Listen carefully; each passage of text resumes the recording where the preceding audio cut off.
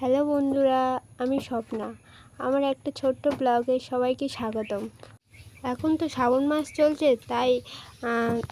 তাই আমি একটা শিব ঠাকুর বানালাম। সেটাই কিভাবে বানালাম সেটাই তোমাদের সাথে শেয়ার করব। সেটা বানিয়েছি, সেটাই ফ্রিজ থেকে বার করে নিয়ে আমাদের ছাদে চলে যাচ্ছি। ছাদে গিয়ে দেখাবো কি করে বাবাকে। দেখো কেমন করে সাজাচ্ছি। যদি কোনো ভুল হয়ে থাকে তো ক্ষমা করে দিও।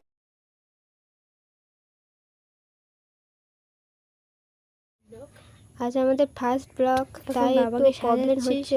যদি কিছু ভুল হয়ে থাকে ক্ষমা করে দিও। আমাদেরকে সাজিয়ে কমপ্লিট করে ফুল দিলাম মাথায়, দিয়ে